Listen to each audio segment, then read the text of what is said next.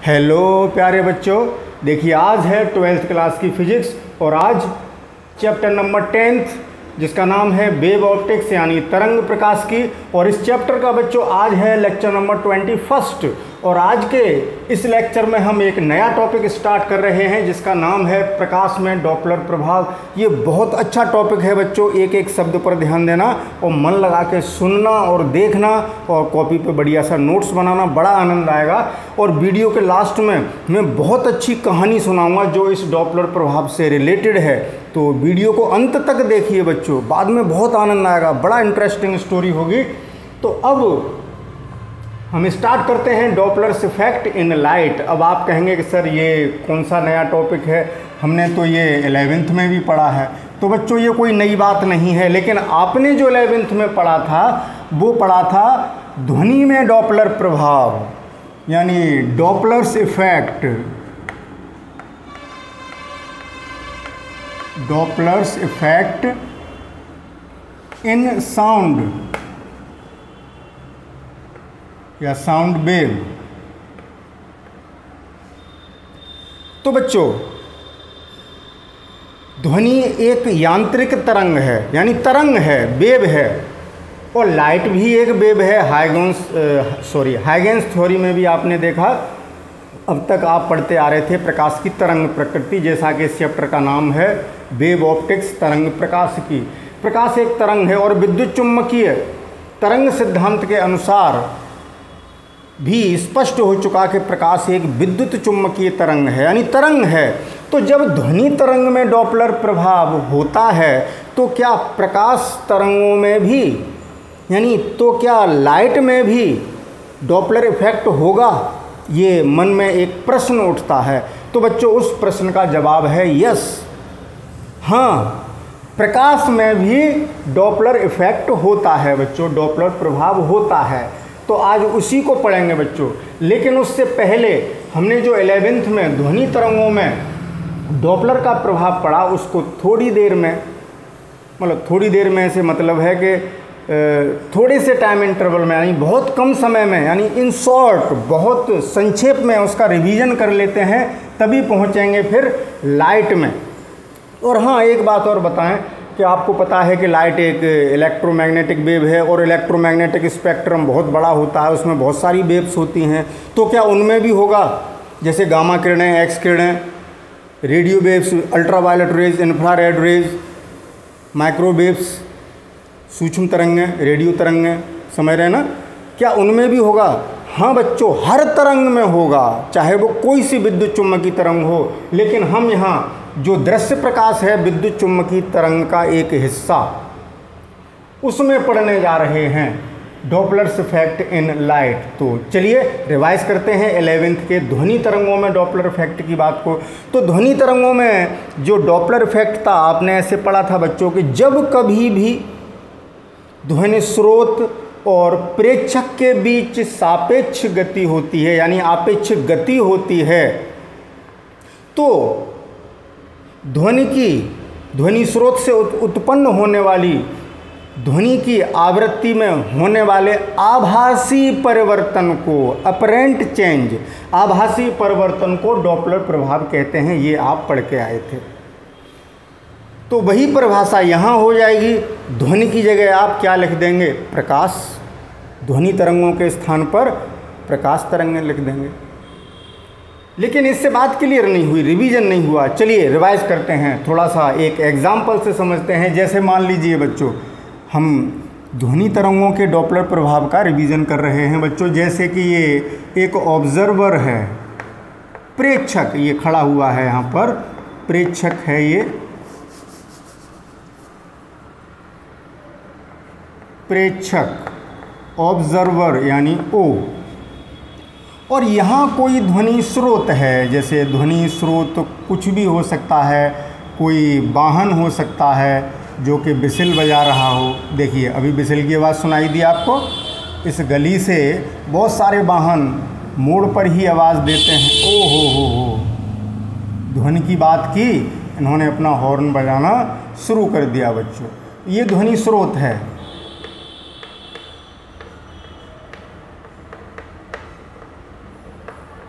ये मान लो विसल दे रहा है, कोई वाहन है जैसे ट्रेन का इंजन है, ये मान लीजिए। अगर ये दोनों स्थिर हैं, ये भी खड़ा है, ये प्रेक्षक भी खड़ा है, स्थिर हैं, और ये ध्वनि उत्पन्न कर रहा है, और इससे जो एग्जाम्पल के तौर पर इससे जो ध्वनि उत्पन्न हुई, मान लीजिए कि फॉर एग्ज़ाम्पल 410 हर्ट्ज़ की आवृत्ति की ध्वनि, यानी इसकी जो आवृत्ति है न्यू बराबर इतनी आवृत्ति की ध्वनि उत्पन्न कर रहा है, तो इस व्यक्ति को, इस स्थिर प्रेक्षक को इतनी ही आवृत्ति की ध्वनि सुनाई देगी, क्योंकि दोनों के बीच कोई रिलेटिव मोशन नहीं है, कोई आपेक्षिक गति नहीं है, दोनों ही स्थिर हैं, इसलिए आवृत्ति में कोई परिवर्तन नहीं होगा, डॉपलर प्रभाव यहाँ दिखाई नहीं देगा। डॉपलर प्रभाव कब इफेक्टेड होता है? जब इनके बीच में गति होती है, आपेक्षिक गति। अब गति कैसे भी हो सकती है, हो सकता है कि इनके बीच की दूरी घट रही हो या दूरी बढ़ रही हो। यदि दोनों के बीच की दूरी घट रही है, यदि ये है बच्चों प्रेक्षक O और ये ध्वनि स्रोत S, तो मैं संक्षेप में लिखता हूँ, यदि प्रेक्षक यानी O व ध्वनि स्रोत यानी S के बीच की दूरी क्या हो रही है? घट रही है।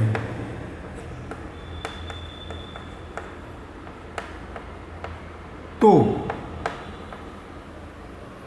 इसको जो आवृत्ति सुनाई देगी वो इतनी नहीं सुनाई देगी जिससे उत्पन्न हो रही है, उससे ज़्यादा सुनाई देगी। ज़्यादा डिटेल में बात नहीं कर रहे बच्चों, बहुत संक्षेप में उदाहरण से कर रहे हैं। तो आवृत्ति बढ़ी हुई सुनाई देगी, इसका मतलब आवृत्ति बढ़ नहीं गई बच्चों, हमें आभास होने लगा, इसीलिए कहते हैं आभासी आवृत्ति या आभासी परिवर्तन। आभासी शब्द प्रयोग करते हैं तो ये ध्यान रखना, इसका अर्थ ये नहीं है कि इस इंजन ने ज़्यादा आवृत्ति की ध्वनि उत्पन्न करना शुरू कर दिया, ऐसा नहीं है। वो तो उतनी ही कर रहा है, वो उसकी कैरेक्टरिस्टिक्स है, उसका अभिलक्षण है। अब हमारे कान कितना सुन रहे हैं, हमारे कानों को कितना आभास हो रहा है, कितनी सुनाई दे रही है, वो गति पर डिपेंड करता है। तो O और S के बीच की दूरी घट रही है। दूरी कैसे घट सकती है बच्चों? ये खड़ा हो, ये इधर जा रहा हो, या ये खड़ा है, इसको स्थिर मान लिया, ये नहीं जा रहा, ये इधर आ रहा हो, तो बीच की दूरी घट रही है। या दोनों ही एक दूसरे की ओर आ रहे हों, कुछ भी हो सकता है। इन तीनों ही कंडीशन में अगर दूरी घट रही है तो इसको जो आवृत्ति सुनाई देगी वो बढ़ी हुई सुनाई देगी, यानी न्यू बढ़ जाएगी। तो न्यू ऐसे बढ़ने को मैंने ऊपर बना दिया है, तो इसको जो सुनाई दे रही है बच्चों वो है न्यू डैश। तो न्यू डैश बढ़ी हुई होगी न्यू से। न्यू डैश आभासी आवृत्ति है जो सुनाई दे रही है, यानी इसका अर्थ क्या हुआ? जैसे 410 है तो फॉर एग्जांपल इस स्थिति में इसको जो सुनाई देगी न्यू डैश वो कितनी हो जाएगी? जैसे फॉर एग्जांपल 430 हो गई हर्ट्ज। उदाहरण के तौर पर 410 की 430 होगी या 440 होगी या 450 होगी, वो इस पर डिपेंड करेगा कि वो कितनी तेज़ी से एक दूसरे को अप्रोच कर रहे हैं, कितनी तेज़ी से एक दूसरे के निकट आ रहे हैं। जितनी तेज़ी से दूरी घटेगी, यानी जितनी स्पीड से वो आएंगे एक दूसरे को अप्रोच करेंगे, उतनी ही ज़्यादा सुनाई देगी। ठीक है, ये बात क्लियर हुई। यदि O व S के बीच की दूरी बढ़ रही है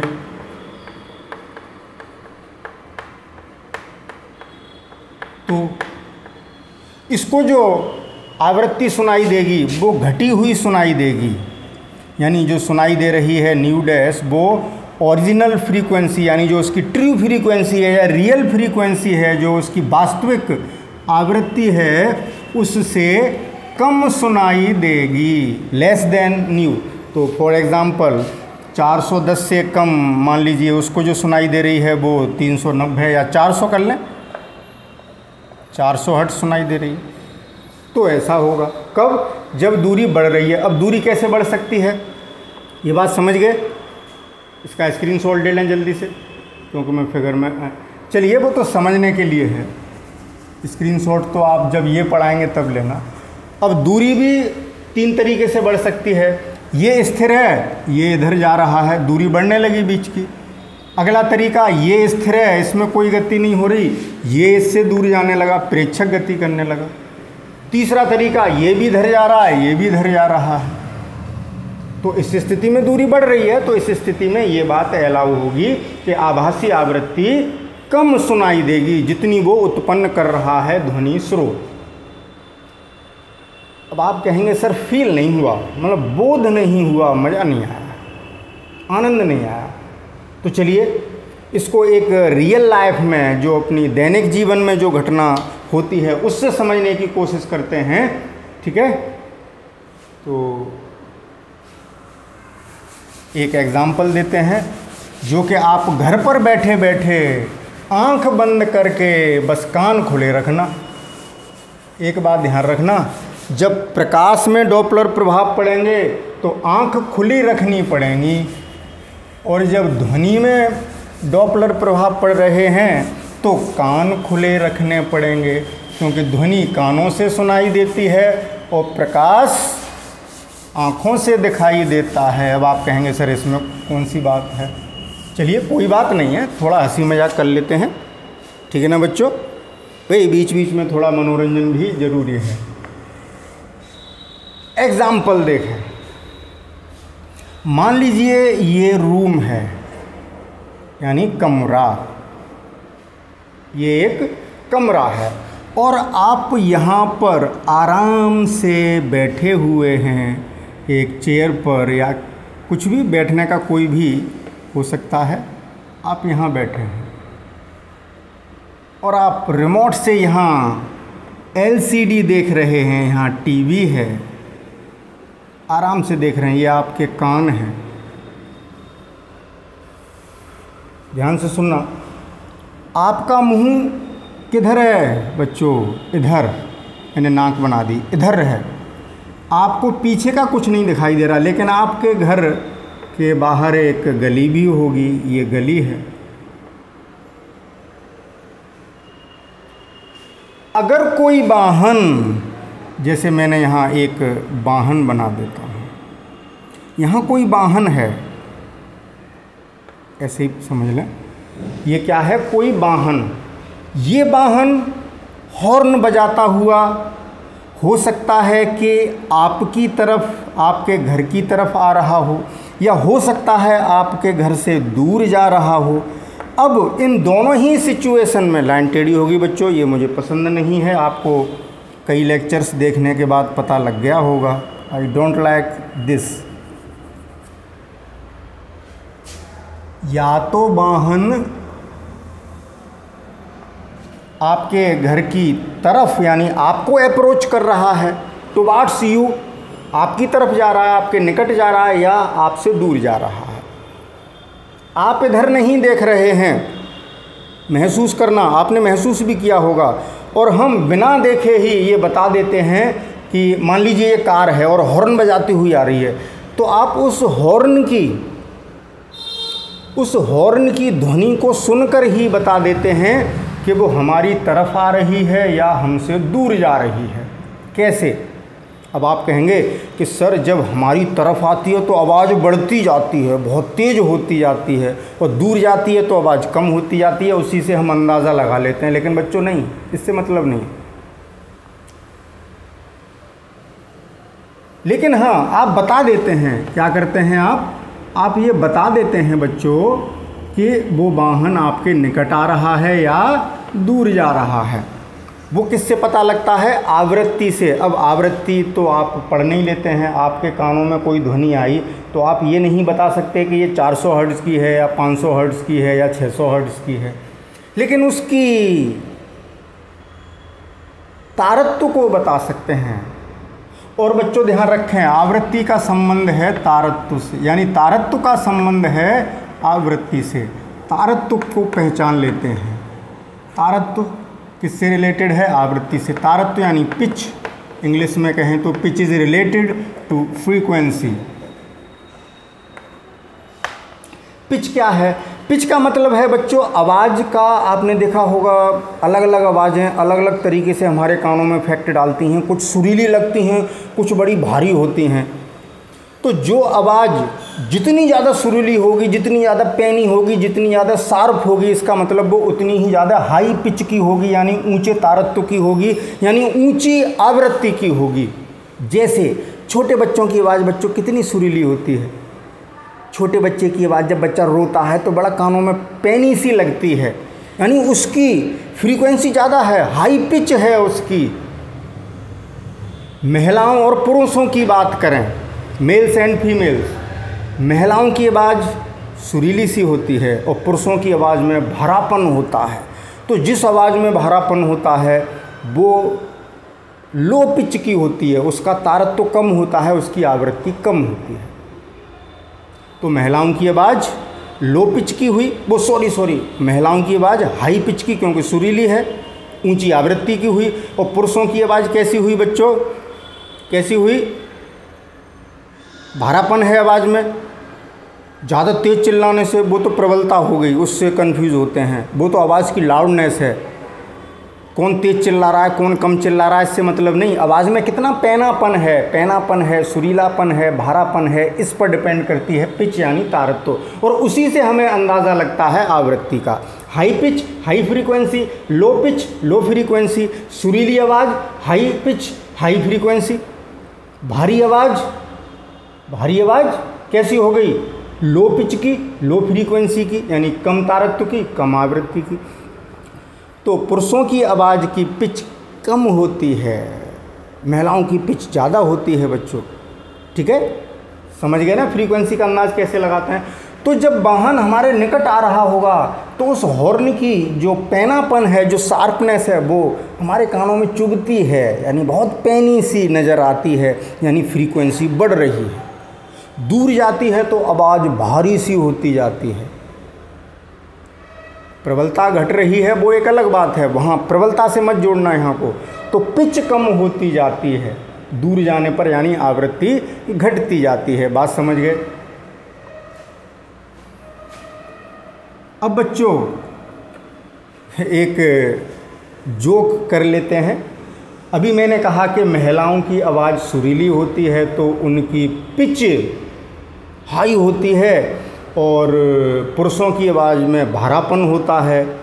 जैसे मैं बोल रहा हूँ तो मेरी आवाज़ में भारापन है, तो मेरी पिच लो है बच्चों। यानी पिच की बात करें तो महिलाएं जीत गईं, पुरुष हार गए। लेकिन बच्चों थोड़ा अपवाद भी मैंने देखा है, यही जोक है। कुछ महिलाएं भी ऐसी देखी हैं जो अगर उनका चेहरा ना देखें और पता नहीं है कौन बात कर रहा है तो ऐसा लगता है कोई पुरुष बात कर रहा है। तो वो किससे लगता है, पिच की वजह से। और कुछ पुरुष ऐसे देखें बड़ा सुरीला बोलते हैं, ऐसी आवाज़ होती है जैसे कोई महिला बात कर रही हो, कोई औरत बोल रही हो, कोई फीमेल। तो वो गिने चुने होते हैं बच्चों, अपवाद है। ठीक है ना। तो ये एक जोक रहा। चलिए कम टू द पॉइंट। तो कमरे के अंदर बैठे बैठे हमने डॉपलर्स इफेक्ट की वजह से ही बता दिया कि वाहन हमें अप्रोच कर रहा था या हमसे दूर जा रहा था, यानी हमारी ओर आ रहा था या हमसे दूर जा रहा था। ठीक है ना बच्चों, ये तो आप प्रैक्टिकली जानते ही हैं और सब पता कर लेते हैं। अब आप कहेंगे सर हाँ ये तो हम जानते थे बच्चों, लेकिन डॉपलर प्रभाव नहीं पता था। अरे भाई क्यों शोर कर रहा। तो अरे भाई चुपचाप चला जाए यार। तो डॉपलर प्रभाव यहीं से पता लगता है। चलिए ये हो गया ध्वनि में डॉपलर प्रभाव। चलिए अब स्टार्ट करते हैं बच्चों प्रकाश में डॉपलर प्रभाव। में इसको हटा दूं। हाँ तो बच्चों अब चलते हैं प्रकाश में डॉपलर प्रभाव क्या है। तो यहाँ एक तरीके से डिफाइन किया है कि प्रकाश स्रोत व प्रेक्षक के बीच सापेक्षिक गति के कारण प्रकाश की आवृत्ति अथवा तरंगदैर्ध्य में होने वाले आभासी परिवर्तन की घटना को प्रकाश में डॉपलर प्रभाव कहते हैं। जैसे वहाँ ध्वनि तरंगों की आवृत्ति बदल रही थी, वैसे ही यहाँ भी प्रेक्षक और प्रकाश स्रोत, वहाँ ध्वनि स्रोत था, यहाँ प्रकाश स्रोत हो गया। ठीक वैसे ही यहाँ भी प्रकाश स्रोत से उत्पन्न प्रकाश, जो प्रकाश उत्सर्जित हो रहा है, उसकी आवृत्ति में परिवर्तन होगा बच्चों। लेकिन वो परिवर्तन आभासी होगा, हमें महसूस हो रहा होगा। उस प्रकाश स्रोत से जो उत्पन्न हो रहा होगा प्रकाश, उसकी आवृत्ति और तरंगदैर्ध्य उतनी ही होगी। लेकिन हमें जो दिखेगी जो वेवलेंथ हमें दिखेगी, जो तरंगदैर्घ्य हमें दिखेगी वो अलग होगी। कब? जब सापेक्षिक गति होगी। तो ये डेफिनेशन रही बच्चों, तो इसका स्क्रीनशॉट ले लें, क्योंकि डेफिनेशन पढ़ा देने से कॉन्सेप्ट और टॉपिक क्लियर नहीं हो जाता। अब इसको डिटेल में पढ़ेंगे, तो take a screenshot of it, जल्दी से इसका स्क्रीनशॉट लें।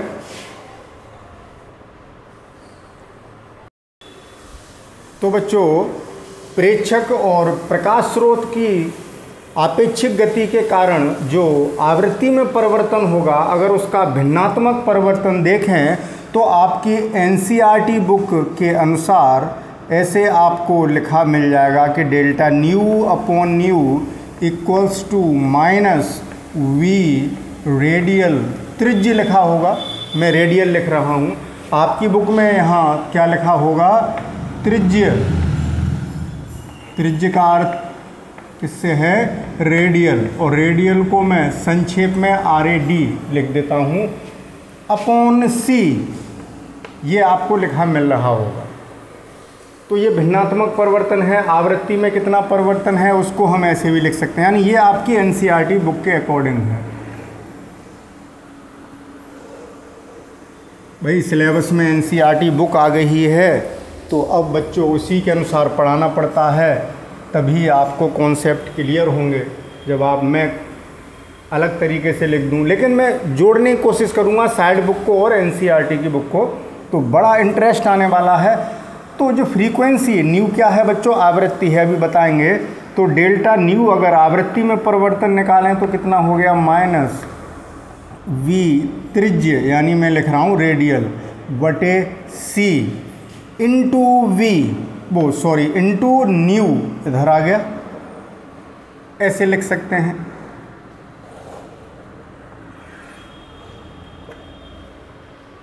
इसको अगर हम और आसान तरीके से लिखें तो याद करने की सुविधा के लिए डेल्टा न्यू बराबर माइनस, यहाँ सिंपली वी लिख लेते हैं, V upon C into nu, ऐसे और आसानी होगी।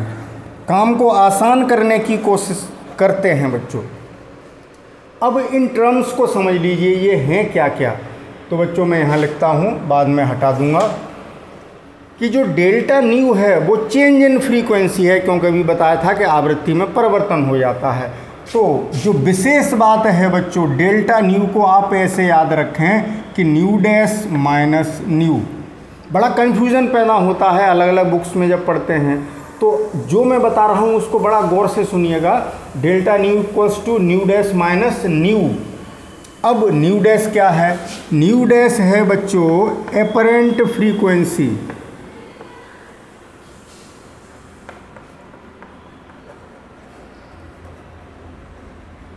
एपरेंट फ्रीक्वेंसी यानी आभासी आवृत्ति।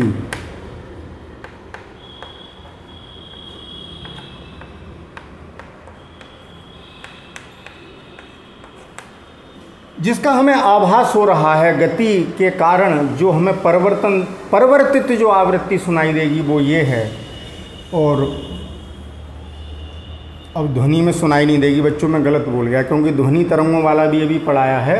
यानी जो उत्सरित प्रकाश की, प्रकाश स्रोत से उत्सरित प्रकाश की जो आवृत्ति होगी वो है एपरेंट, वो सॉरी जो हमें आभास हो रहा है उस आवृत्ति का, वो एपरेंट फ्रीक्वेंसी।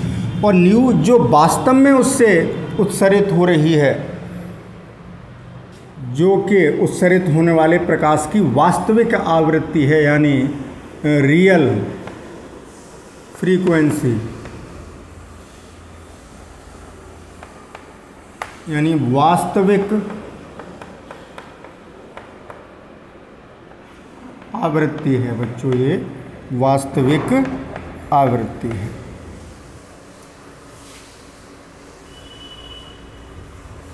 समझ में आ गया?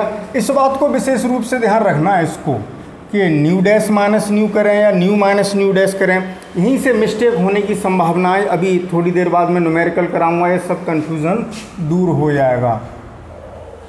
अगर बच्चों मैं इनको लैम्ब्डा के टर्म्स में लिखना चाहूँ, किसके टर्म्स में? लैम्ब्डा के टर्म्स में, तो आप समझ लें। लेकिन अभी मैंने वी और सी की बात नहीं बताई, चलिए सी की बात बता देते हैं। सी क्या है? स्पीड ऑफ लाइट, यानी प्रकाश की चाल या प्रकाश का वेग कह सकते हैं। वेग लिख देता हूँ, प्रकाश का वेग यानी स्पीड, यानी चाल से ही मतलब है। v क्या है? v हम किसको लिख रहे हैं? v रेडियल को। इसको थोड़ी देर बाद बताएंगे बच्चों, इसी पर बहुत कॉन्सेंट्रेट करेंगे, एक थोड़ी देर बाद बात करेंगे। इतना बता देते हैं, ये फिलहाल ये त्रिज्य वेग है किसका? प्रेक्षक के सापेक्ष स्रोत का। इसको डिटेल में थोड़ा पढ़ेंगे। अब हम बात कर रहे हैं कि ये फ्रीक्वेंसी के टर्म्स में हो गया। जब फ्रीक्वेंसी यानी आवृत्ति बदल रही है बच्चों, तो तरंगदैर्घ्य यानी वेवलेंथ भी बदलेगी। और वेवलेंथ और तरंगदैर्घ्य में आपने रिलेशन पढ़ा कि न्यू इक्वल्स टू होता है c/λ। क्लियर? तो अगर हम इस फॉर्मूले में डेल्टा न्यू अपॉन न्यू की जगह अगर हम चेंजिंग देखना चाहें तो डेल्टा न्यू का मान निकालना चाह रहे हैं बच्चों। लेकिन उससे पहले मैं चलिए अभी लिख देता हूं कि v रेडियल है क्या। v रेडियल समझा बाद में देंगे, लिख तो देते ही हैं, सब कुछ लिखा है। तो प्रेक्षक के सापेक्ष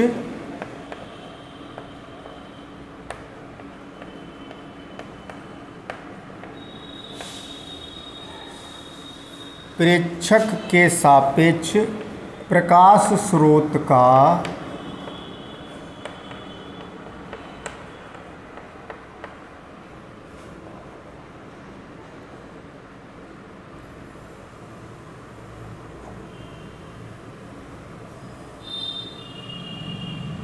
प्रेक्षक के सापेक्ष प्रकाश स्रोत के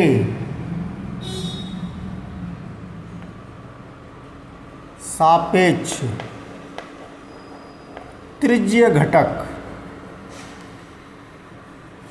प्रेक्षक के सापेक्ष प्रकाश स्रोत के वेग, प्रकाश स्रोत के सापेक्ष वेग का त्रिज्य घटक, रेडियल कंपोनेंट। ये पॉइंट समझ में नहीं आ रहा होगा, थोड़ी देर बाद समझाएंगे। अब इन सभी टर्म से परिचित हो गए आप। कि देखो बच्चों, यहाँ भी वही बात है कि एक वहाँ ध्वनि स्रोत था, यहाँ प्रकाश स्रोत है और प्रेक्षक भी होगा उसको देखने वाला, उस लाइट को।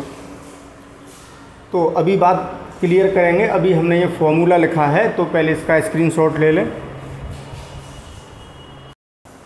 हाँ तो बच्चों, अब इनको तरंगदैर्घ्य के पदों में लिखने के लिए हमें पता है न्यू इक्वल्स टू c/λ। तो हम एक काम करते हैं, इसका अवकलन करते हैं न्यू का विद रेस्पेक्ट टू लैम्बडा। तो क्या मिलेगा? D nu over D lambda equals to क्या मिलेगा बच्चों? -c/λ²। तो आप अवकलन करना जानते ही हैं, न्यू का लैम्बडा के सापेक्ष अवकलन किया। तो यहाँ से देखें D nu over D lambda equals to कितना आ गया? माइनस, यहाँ से देखें सी के स्थान पर हम कितना लिख सकते हैं? Lambda into nu, nu into lambda. तो nu into lambda upon lambda square. तो अब देखें लैम्बडा से ये पावर कैंसिल आउट हो गई, तो क्या मिल गया? इस न्यू को इधर ले आएँ, D nu upon nu equals to minus D lambda upon lambda. इस डी को हम डिफरेंशिएशन है, डिफरेंस से रिप्रेजेंट कर सकते हैं। तो इस एक्सप्रेशन को मैं ऐसे लिख सकता हूँ कि delta nu upon nu equals to minus delta lambda upon lambda. तो ये एक्सप्रेशन बच्चों वेवलेंथ के टर्म्स में क्या हो जाएगा बताइए? डेल्टा न्यू अपॉन न्यू के स्थान पर माइनस इतना लिखेंगे तो माइनस माइनस कट जाएंगे। तो डेल्टा लैम्बडा अपॉन लैम्बडा बराबर आ गया वी रेडियल अपॉन सी। अब सिंपली मैं रेडियल को वी लिखूँगा तो डेल्टा लैम्बडा बराबर आ गया बच्चों V/C इंटू लैम्बडा। अब प्रश्न ये उठता है कि यहाँ हम डेल्टा लैम्बडा क्यों लेंगे?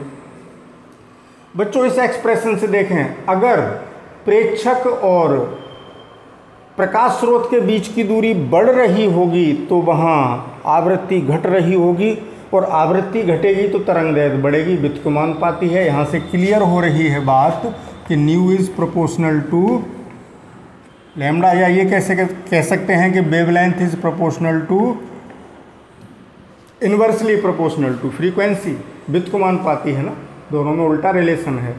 तो जब कोई प्रकाश स्रोत जैसे कोई गैलेक्सी या कोई तारा हमसे दूर जा रहा होगा तो आवृत्ति घट रही होगी लेकिन तरंगदैर्घ्य बढ़ रही होगी बच्चों। तो इसलिए यहाँ पर नेगेटिव आ गया, मतलब यहाँ एक्सप्रेशन में यहाँ नेगेटिव था, यहाँ पॉजिटिव हो गया, नेगेटिव हो गया, मतलब नेगेटिव होने, ये लैम्बडा के पदों में नेगेटिव हो जाने की वजह से पॉजिटिव हो गया। यहाँ पर ये ध्यान रखेंगे where delta lambda equals to, यहाँ भी आप वही लेके चलेंगे लैम्बडा डैश माइनस लैम्बडा, ये बात ध्यान रखना। कई बुक्स में लैम्बडा माइनस लैम्बडा डैश लिखा होता है और इस एक्सप्रेशन को प्लस माइनस से लिखते हैं, ऐसे लिखते हैं कि डेल्टा लैम्बडा बराबर plus minus V/C into lambda. तो इससे थोड़ा कन्फ्यूज़न पैदा होता है। जब हम वेवलेंथ निकालने की कोशिश करते हैं तो न्यूमेरिकल में थोड़ा गलती कर देते हैं, तो कोई भी गलती नहीं होगी, कोई मिस्टेक नहीं होगी, बस इस कॉन्सेप्ट को याद रखते चलें। आप ये ध्यान रखें कि आभासी जो तरंगदैर्घ्य है उसमें से वास्तविक तरंगदैर्घ्य घटानी है। तो ये रही एक्सप्रेशंस की बात, मैं इसको अवॉइड करने की कह रहा हूँ, इसको मत नोट करिए आप केवल ये टर्म्स नोट करिए। तो ये बात ध्यान रहेगी आपको कि लैम्बडा डैश क्या हो गया, लैम्बडा डैश क्या हो गया बच्चों, आभासी तरंगदैर्घ्य और लैम्बडा वास्तविक। अभी न्यूमेरिकल से सब समझ में आ जाएगा। वास्तविक तरंगदैर्घ्य यानी ये अपरेंट वेवलेंथ और ये रियल वेवलेंथ होगी बच्चों, ठीक है। तो देखें इन दोनों एक्सप्रेशंस को ध्यान रखें, इनको मैं डार्क कर दूं दूसरे डिफरेंट कलर से, इनको याद रखें, झंझट ही खत्म।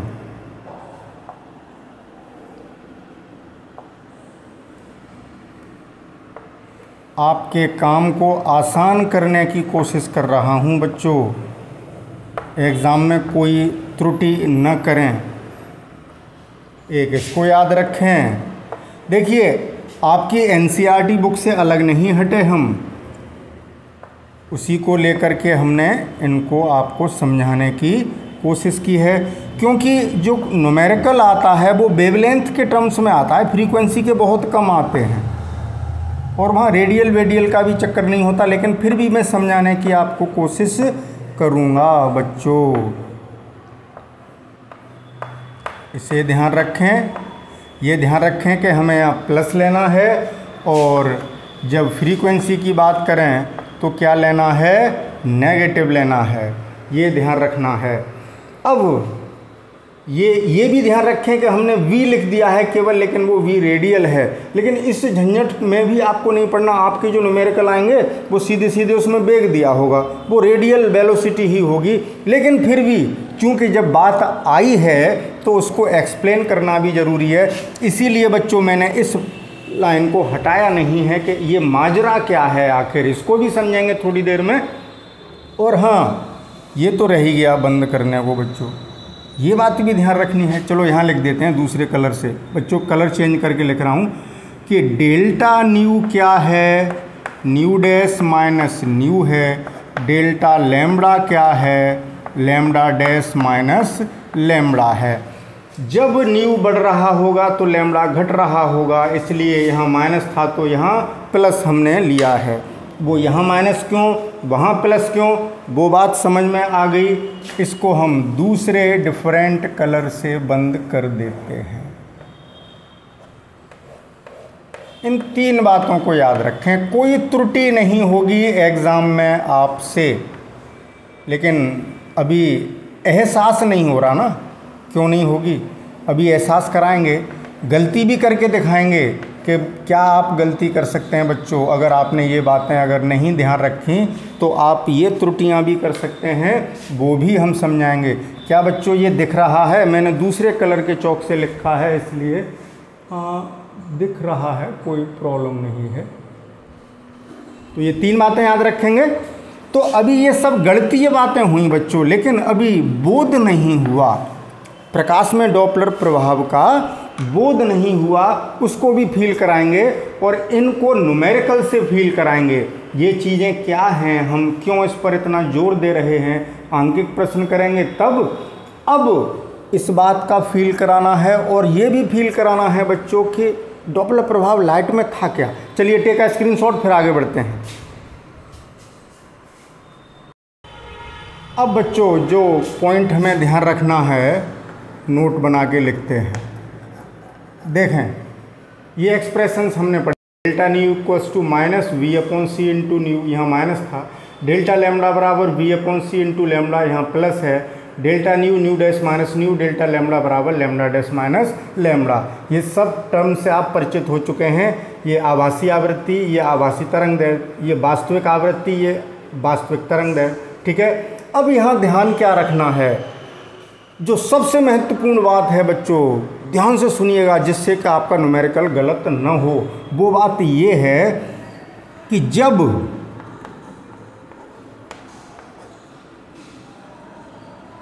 प्रकाश स्रोत कौन होगा बच्चों? कोई तारा अथवा गैलेक्सी। जब प्रकाश स्रोत प्रेक्षक से दूर जा रहा है, आपकी एनसीईआरटी बुक में साफ लिखा होगा, ये प्रेक्षक से दूर जा रहा है, तो जो v है, v की अभी चर्चा करेंगे, रह गई है, वो हमने अभी समझाने कही थी। v को पॉजिटिव लेंगे बच्चों, और अगर आपने v निकाला है और वो पॉजिटिव आया है तो आप ये कह सकते हैं कि प्रकाश स्रोत प्रेक्षक से दूर जा रहा है, देखने वाले से दूर जा रहा है, अगर v पॉजिटिव आता है। और अगर v नेगेटिव आता है और न्यूमेरिकल में v निकालना है और वो नेगेटिव आ गया, तो हम क्या कहेंगे कि प्रेक्षक के निकट आ रहा है। या v निकालना नहीं है, दिया है और उसमें ये दिया है कि वो प्रकाश स्रोत प्रेक्षक के निकट आ रहा है, तो न्यूमेरिकल करते समय हमें v को नेगेटिव लेना पड़ेगा बच्चों। ठीक है, ये पॉइंट्स आपको याद रखने हैं, पॉइंट नंबर 1 और पॉइंट 2। जब प्रकाश स्रोत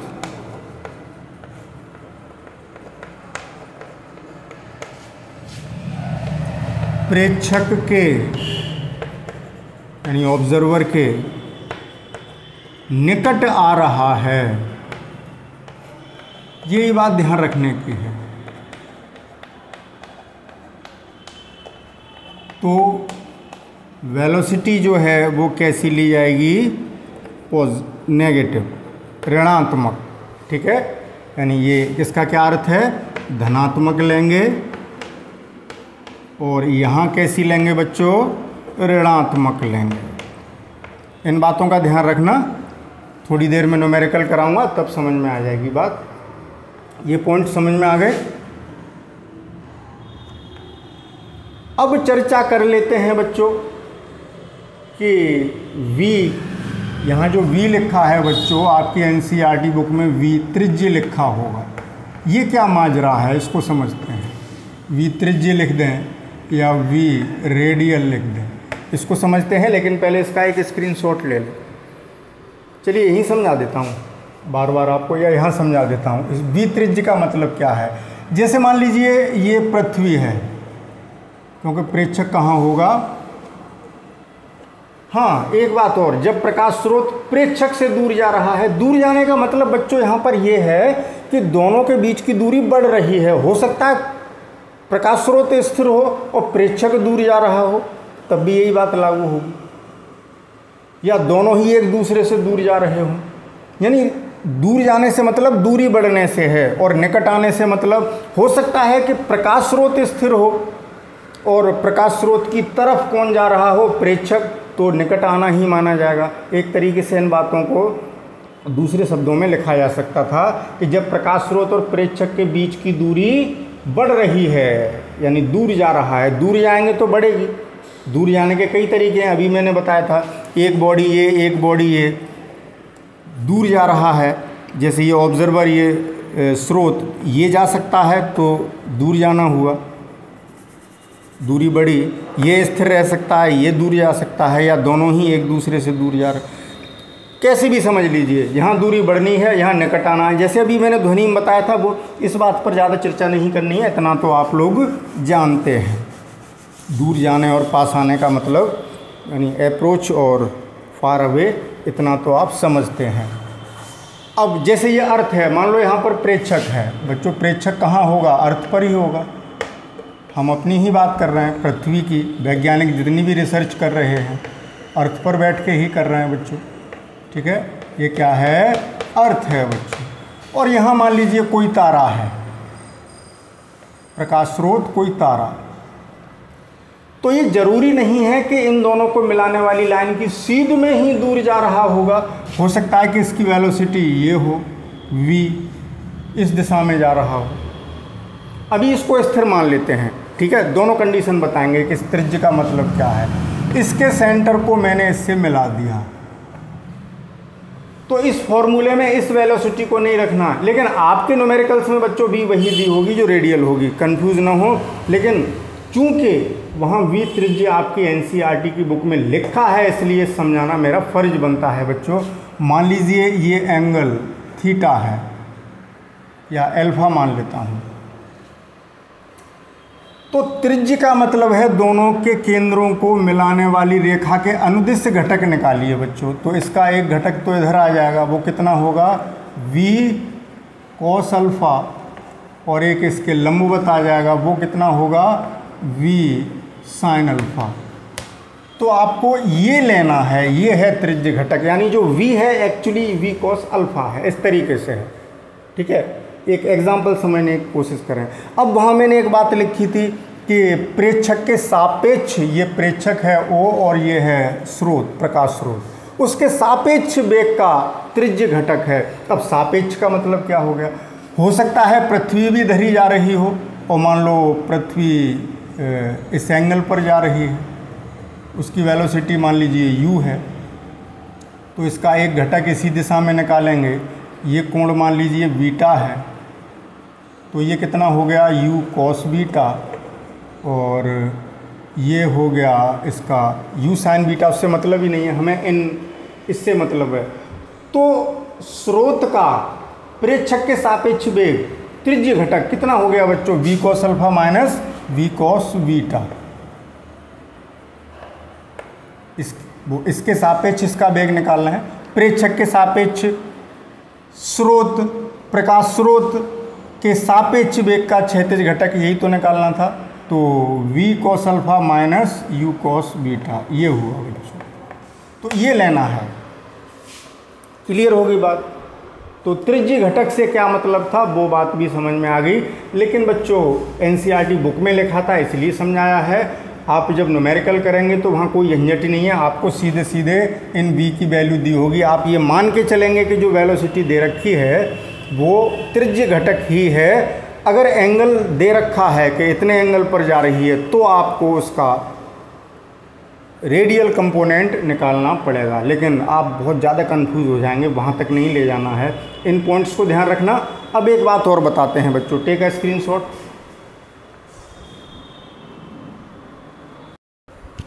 एक बात और समझ लीजिए, इनको लिखा रहने दीजिए बच्चों, क्योंकि इस पर बहुत चर्चा बाकी है। डॉपलर शिफ्ट की बात आती है।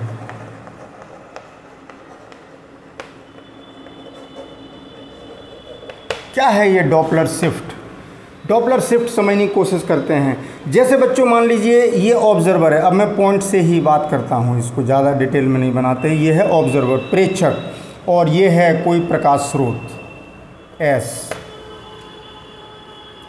अगर ये इससे दूर जा रहा है, प्रकाश स्रोत इससे दूर जा रहा है बच्चों, तो क्या होगा बताइए।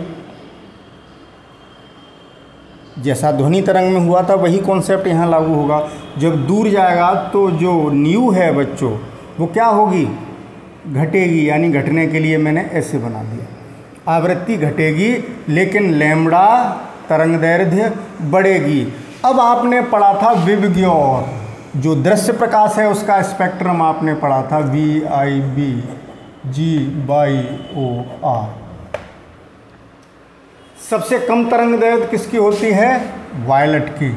यहाँ है कम यानी मिनिमम, और यहाँ सबसे अधिक, यानी तरंगदैर्ध्य का बढ़ता हुआ क्रम यही तो है बच्चों। यानी सबसे कम वेवलेंथ वायलेट, फिर इसकी, फिर इसकी, फिर ग्रीन, फिर येलो, फिर ऑरेंज, फिर रेड, रेड की सबसे ज़्यादा। तो जब कोई तारा या प्रकाश स्रोत या कोई गैलेक्सी प्रेक्षक से या पृथ्वी पर स्थित किसी प्रेक्षक से दूर जा रही होगी तो जो तरंगदैर्ध्य हमें एपरेंट होगी, जिसका हमें आभास होगा, वो जो आभासी तरंगदैर्ध्य होगी वो बढ़ रही होगी। जब बढ़ रही होगी तो वो किधर बढ़ रही होगी, अधिक की तरफ। बढ़ने का मतलब अधिक होना, यानी वो लाल रंग की ओर बढ़ रही होगी, तो उसको बच्चों कह देते हैं रेड शिफ्ट।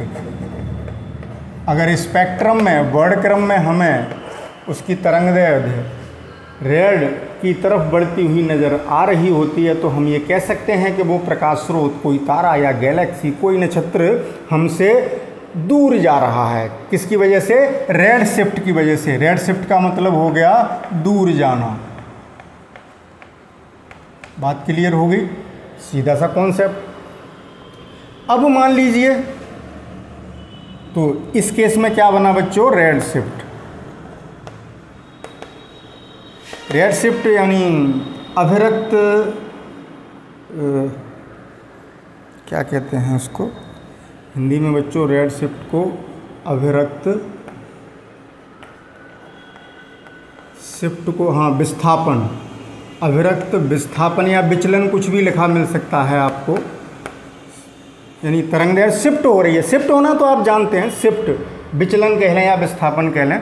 अभिरक्त विस्थापन क्या होता है ये समझ में आ गया। दूसरी कंडीशन केस 2, ये केस फर्स्ट था। ये क्या था बच्चों, केस फर्स्ट।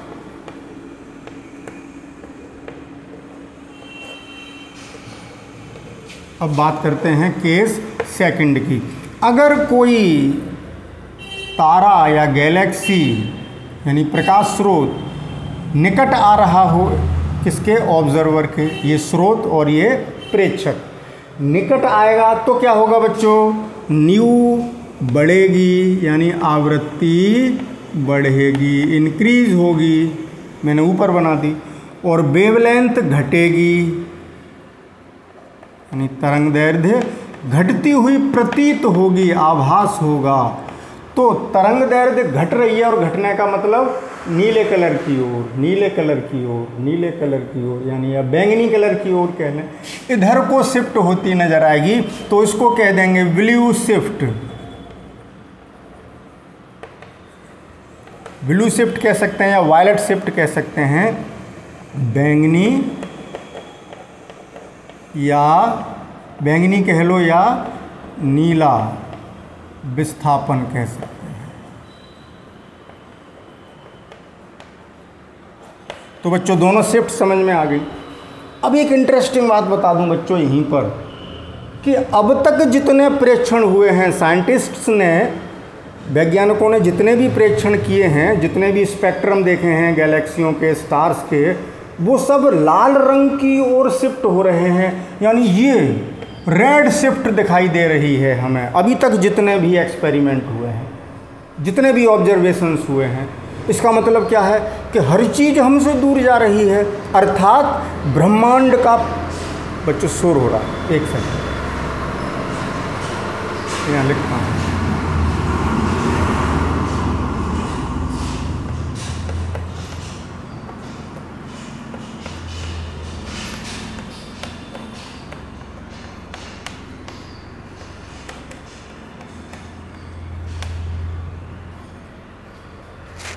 तो हम कह सकते हैं कि ब्रह्मांड का, ब्रह्मांड से मतलब जो कुछ है इस नेचर में, कहीं कहीं आपको विश्व लिखा मिल जाएगा, यानी ब्रह्मांड का प्रसार हो रहा है, फैल रहा है बच्चों। यानी हमें जो कुछ दिखता है, स्टार्स, गैलेक्सियाँ, मंदाकिनियाँ, स्टार्स, हमारा जो तारा है वो सूर्य है। अब ब्रह्मांड की चर्चा नहीं कर रहे बच्चों, लेक्चर बहुत लेंदी हो जाएगा। अगर आपसे एग्ज़ाम में ये पूछा जाए कि कैसे कह सकते हैं कि ब्रह्मांड का प्रसार हो रहा है, तो कैसे कह सकते हैं बच्चों? क्योंकि हमें रेड शिफ्ट दिखाई दे रही है। भिन्न भिन्न तारों और गैलेक्सियों से आने वाले प्रकाश का जो स्पेक्ट्रम है वो लाल रंग की ओर विस्थापित होता जा रहा है, यानी सभी चीज़ें दूर होती जा रही हैं। एग्जैक्ट क्लियर हुई बात? एग्जैक्टली समझ गए होंगे बात को। अब आगे बढ़ते हैं बच्चों, इसी माइनस प्लस के चक्कर में और न्यूमेरिकल में गलती न हो उस तरफ बढ़ते हैं। तो इसका एक स्क्रीनशॉट ले लें। हाँ तो बच्चों ऐसा करते हैं कि वीडियो बहुत लेंदी हो गया है, अभी मैंने देखा 50 मिनट से ऊपर का होता जा रहा है, तो बहुत सी बातें अभी शेष रह गई थी। एक कहानी भी सुनानी थी आपको। तो ऐसा करते हैं कि अभी हम ये बताना चाह रहे थे बच्चों कि यहाँ न्यूमेरिकल में कोई गलती ना हो इन फॉर्मूलों की वजह से, इन सूत्रों की वजह से। तो न्यूमेरिकल करा के आपको समझाएंगे। तो चूँकि वीडियो लेंदी हो गया है, इसलिए कल एक लेक्चर बनाते हैं बच्चों, कल एक वीडियो बनाते हैं, उसमें जो हम लेक्चर देंगे उसमें इसी बात को आगे बढ़ाएंगे। इसीलिए मैं इसको हटा नहीं रहा हूँ और कल ही कहानी भी सुना देंगे, क्योंकि कल का जो वीडियो है वो ज़्यादा लेंदी नहीं होने जा रहा है। चलिए आज आपने ये सीख लिया कि प्रकाश में डॉपलर प्रभाव क्या होता है। तो 2 मिनट में फिर रिवाइज कर लेते हैं कि जैसे आपने देखा कि कोई स्रोत और ये, सॉरी बच्चों, चौक दूसरा लेते हैं, ये ऑब्जर्वर प्रेक्षक है और ये स्रोत है, प्रकाश का स्रोत जो प्रकाश उत्पन्न कर रहा है। जब पास आ रहा होगा, निकट आ रहा होगा तो आवृत्ति, हाँ सॉरी बच्चों एक बात और, अगर ये दोनों स्थिर होते तो जितनी आवृत्ति ये उत्सर्जित कर रहा था उतनी ही इसको दिखाई देती। जितनी तरंग दैर्घ्य का प्रकाश उत्सर्जित करता है उतना ही तरंग दैर्घ्य का दिखाई देता अगर दोनों में गति नहीं होती। जैसा कि ध्वनि में बताया था वैसा ही सब कुछ वैसा ही है प्रकाश में, कोई अंतर नहीं है। तो जब निकट आएगा तो तरंग दैर्घ्य कैसी होगी बच्चों बताइए? घटती हुई नज़र आएगी, क्योंकि आवृत्ति बढ़ती हुई नज़र आएगी। और दूर जा रहा होगा तो आवृत्ति घटती हुई नज़र आएगी और तरंग दैर्घ्य बढ़ती हुई नज़र आएगी। क्लियर? और स्थिर होंगे तो सब कुछ एक्चुअल रहेगा। No change in frequency, there is no Doppler shift.